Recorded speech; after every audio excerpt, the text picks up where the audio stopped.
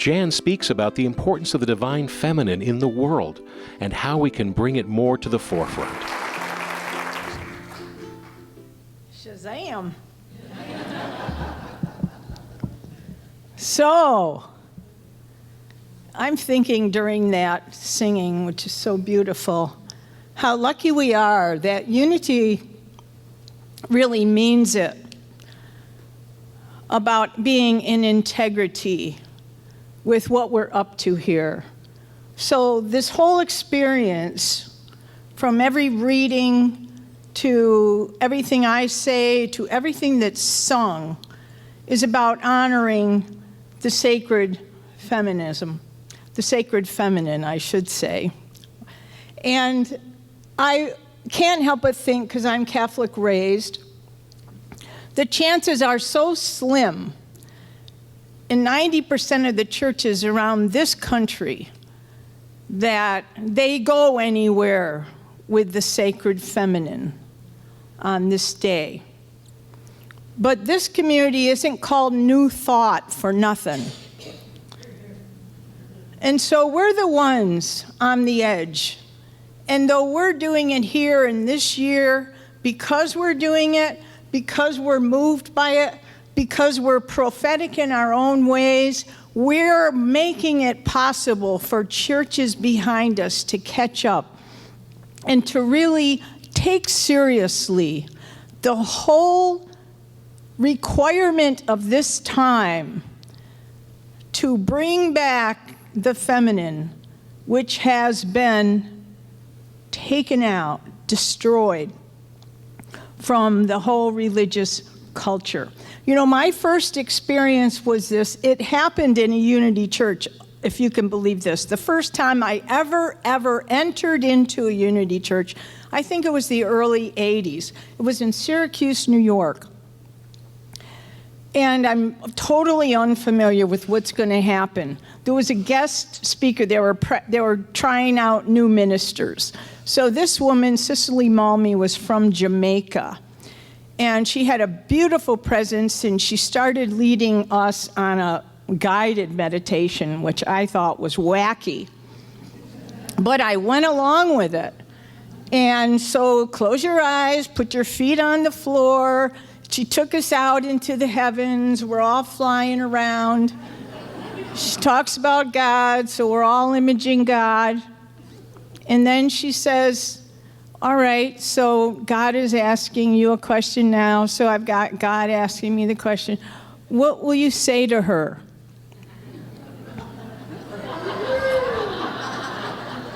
Oy vey. Unbelievable what that did for me.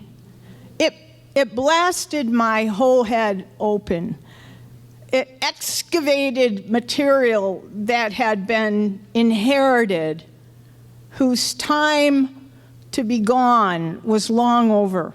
It opened a possibility for me to become whole, to imagine that not only the divinity, the transcendent divine, which we think of as the invisible one, but also for me to imagine myself as the immanent divine.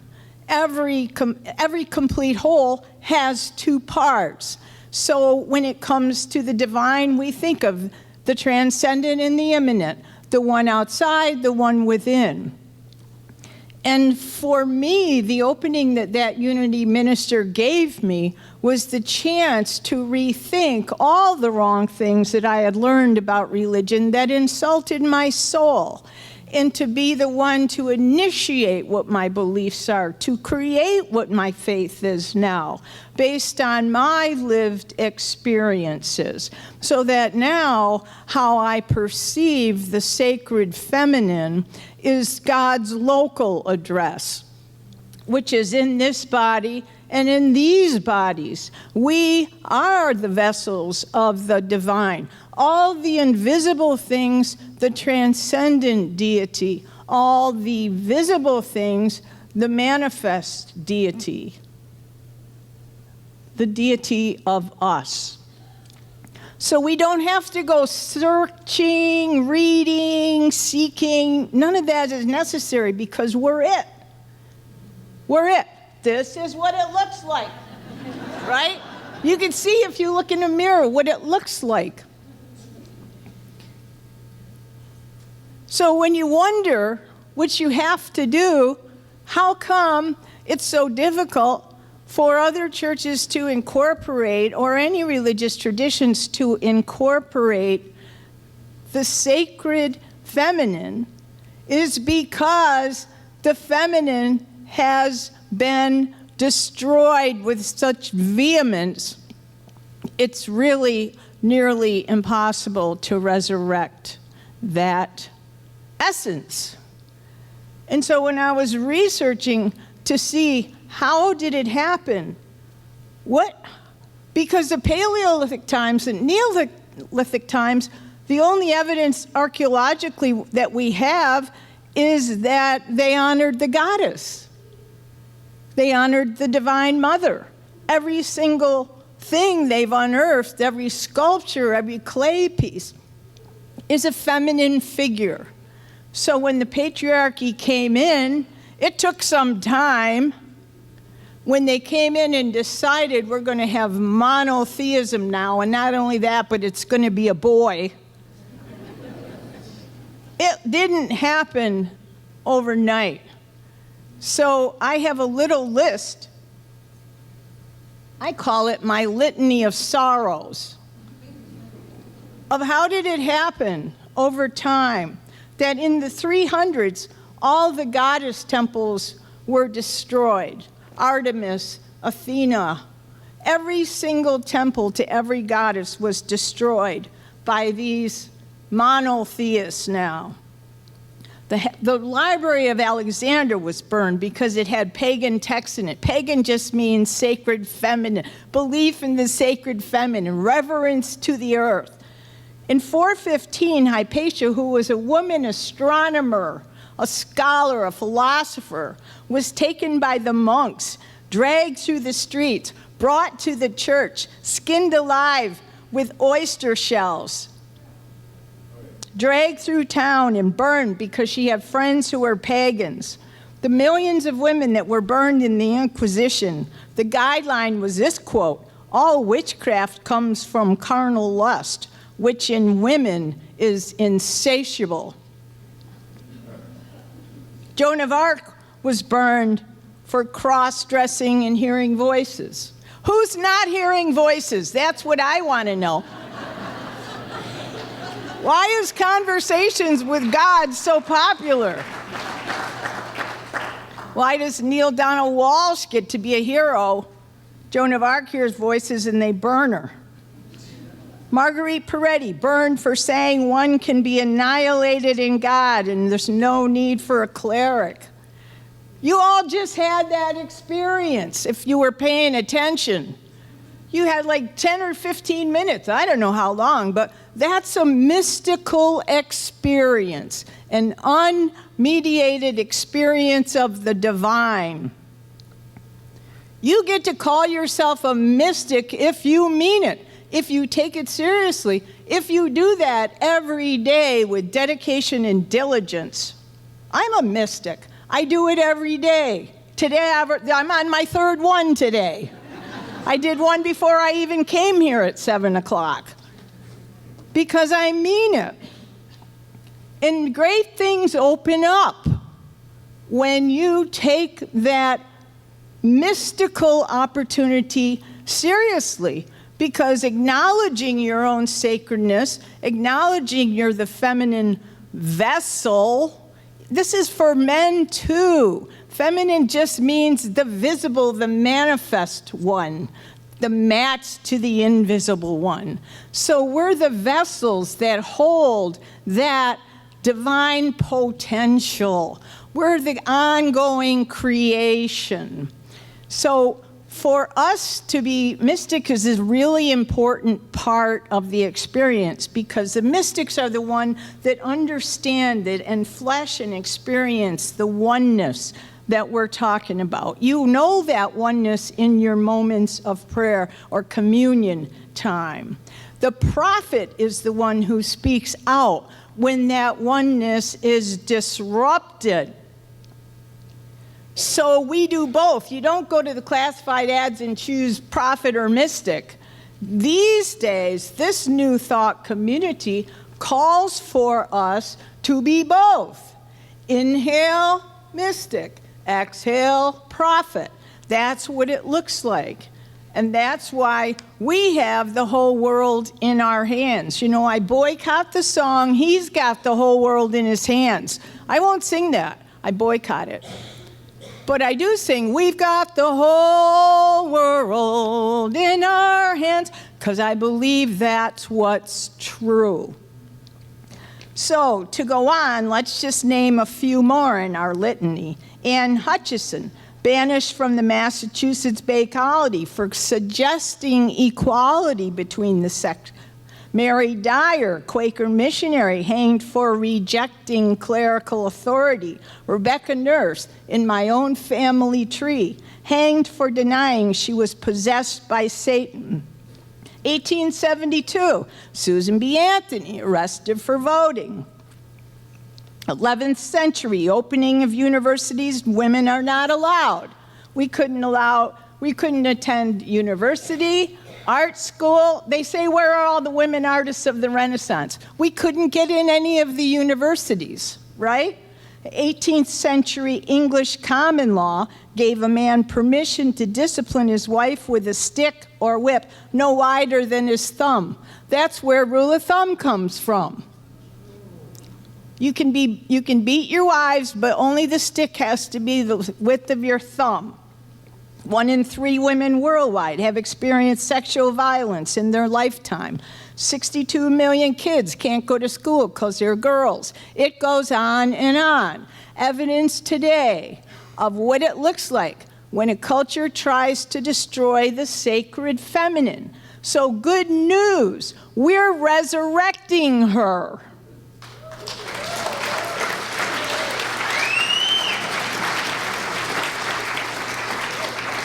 And that's our job. And what does it look like? How do we actually make that happen? What are the steps one takes to cause a new kind of thinking? It doesn't, off the top of our head, you don't know what to do. I got asked a couple weeks ago, a lot of you know I was in the convent once. I lasted 2 years, then they called my mother, come pick her up. So, I didn't inhale. But my good friend who stayed is now celebrating her 50th year. It's called her Jubilee year. So she said, will you come back? Her ceremony is in in June, first Sunday. I said, yes, will you come back and sing? I got 2 women, I want 3 of you to sing. I said, okay, yeah, sure. Send me the music. So she sends me the MP3s, burn them on a CD, driving around, trying to listen to the words, and they're killing me. It's torturous. It's all about the Lord out there. It's all about darkness. You're in sin. I sent my son. You got redeemed. You all know what we're talking about here. It's a crime against nature. So I don't know what to do about it. First, I only know to complain. So I'm listening to it on my way to my class here called Power Talk. So I have to complain to them. It was a power complaining session. I said, excuse me, I'm just getting it out of my system because I'm trying to work up to what's my solution. Then the next day, I'm still agitated. So I called up one of the women I'm singing with. I said, this is horrible. She's also a post-theist. So it doesn't work for her. Patty, I go, Patty, I know it's terrible for you. I know, but I just want you to know I'm going to feel terrible too. But we're going to do it for Shirtsy, right? Yeah, we're going to do it, all right? So I'm working my way towards what's prophetic because I'm still in the complaining mode. So yesterday I made the prophetic call. And I said to the nun, look it, this is your chance. You're going to have hundreds of people in the church. Don't be lazy. Be thoughtful about the music that you're bringing to the table. I said, I'll sing one or two of them, but you got to have one or two of my songs to balance it so I can bear it. Right? So she is. She's putting in a couple of my songs and taking out the worst. So that was my prophetic action. You know, so it's no big deal. You don't put on a robe and go to the desert. You know, but Isaiah and them all, they weren't hired. Nobody appointed them. They were just inspired to make a difference. So we're the Isaiahs of the day. We're the Ezekiels and the Daniels and the prophets of this day. And all we have to do is like tell the truth and figure out, given the gifts I have, what do I want to say that will lovingly disrupt how it is in the minds of my friends or my family. I was in the bathroom earlier. A woman goes, oh my God, I have to go have family. I have to have brunch with my family. They're all Catholics. And she said she had been at the earlier service. She goes, I love your message. I say, well then, during your brunch, take 5 minutes to talk about it. Just say, hey, something big just happened to me, and share what your feelings are about it. You deserve that. Don't act like don't cave into the Catholics. Say something about what matters to you that includes your feelings and your thoughts about things. That's the prophetic action. You don't need trumpets. It's just thoughtful, courageous sharing of your feelings. So I made this video because I'm a photographer. I know the power of the image, worth 1,000 words. I know the power of music. So we're going to look at a video here. It's a short one, 5 minutes long, because it's a condensed version of how does one person see it differently.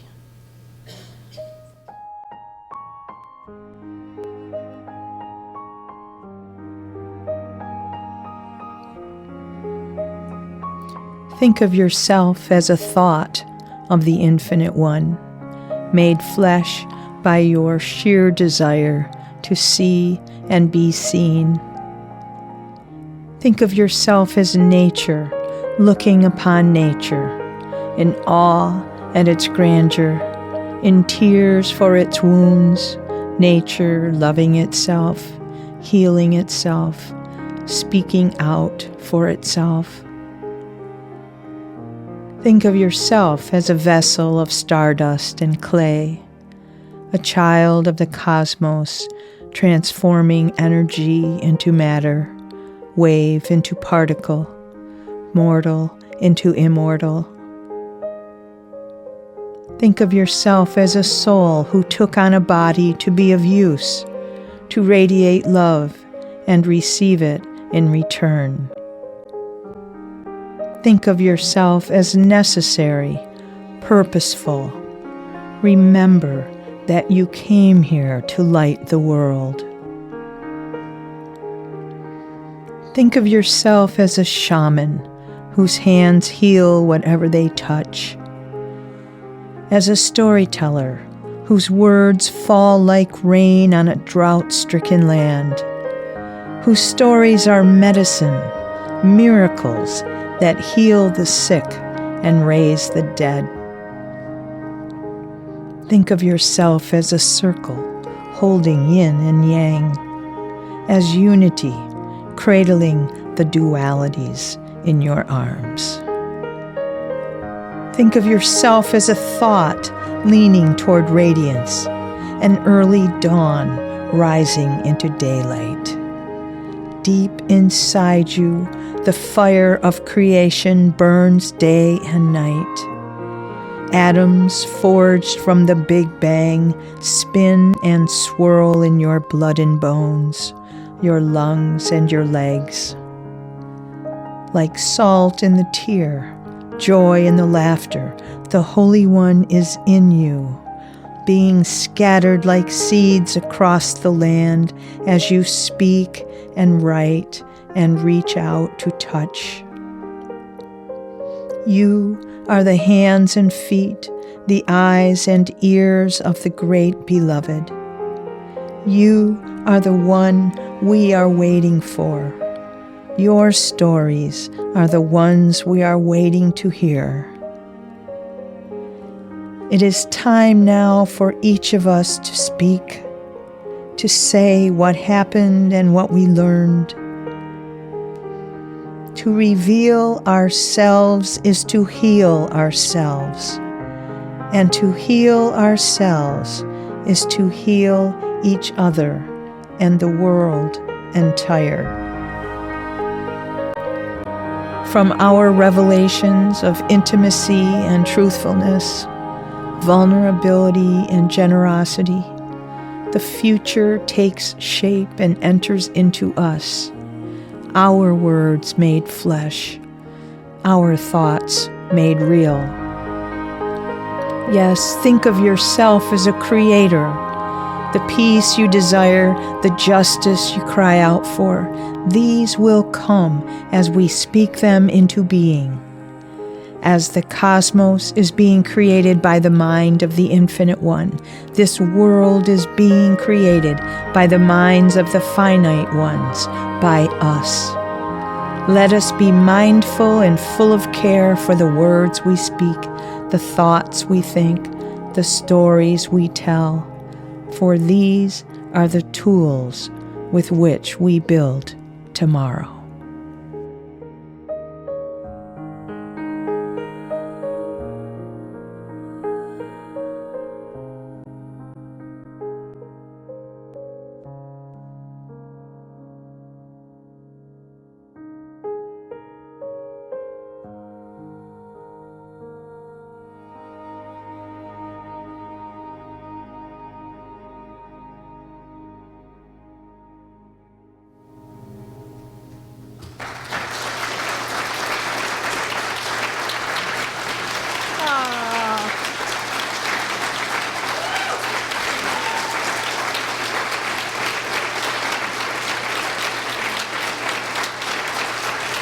Thank you.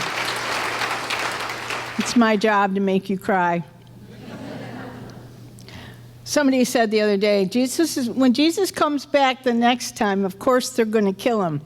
But this time they'll kill him in an electric chair. So then people can go around with little electric chairs around their necks.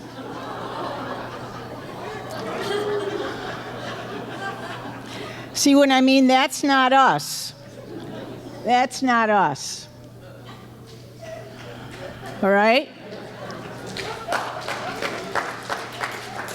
Who we are the ones who know reality starts by being imprinted on our minds from the invisible realm. It makes its way down into our mouth where it begins to take shape. And it's the power of our feelings. It's the fuel of our passion that causes that thought to make its way from the realm of possibility into manifest reality. We're the ones who know that.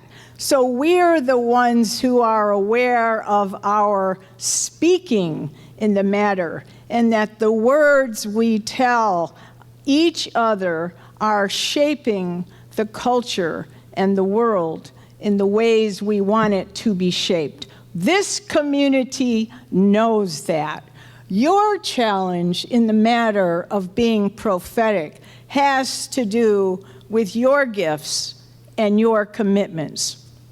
You'll choose the arenas to which you commit yourself to be a force for good. And because I'm a writer and a poet, I chose to write a poem that tries to disrupt the whole notion that we have about God out there. It's called When God First Saw His Mother. That's a good start. When God first saw his mother, he cried. She appeared on the shoulders of 7 galaxies. The Milky Way crowned her with a halo of stars. Andromeda and Centaurus circled her wrists, bangles from the heavens for the mother of all. Orion dropped his shield when she appeared. Pegasus reared and spread his wings. A roar from Ursa Major shattered the silence. I never knew, God said, an old man now aloft on a nebula. Look what I made so I wouldn't be alone, he said, pointing everywhere with his fingers of light. Hoping for her approval, he began his litany. Fire, water, stars, planets, creatures. God's mother beheld the heavens and asked, is it as you intended? Except for Earth, God said, his eyes black holes filled with melancholy. They fight day and night and poison their young in all manner of ways. Do you not intercede? The mother inquired. I do not, God said. They themselves are creators. Their world is in their hands. Do you not have power over their sun and moon? Yes, I do, but their home is their domain. The infinite is mine, the finite theirs. I see, she said, as she shifted in space, the galaxies swirling and shining behind her. You have done well, she praised, then dissolved into dark. The mother of everything returning to naught. God brooded for a spell, then broadcast to the cosmos a bulletin of joy. The mother and I are one, he said, as you and the mother are one. Happy Mother's Day! Thanks for listening. Sunday services at 9 and 11 a.m. Inclusivity. It's worth the drive. Subscribe to our podcasts and download our free app for instant access to a wealth of spiritual teachings, services, and events.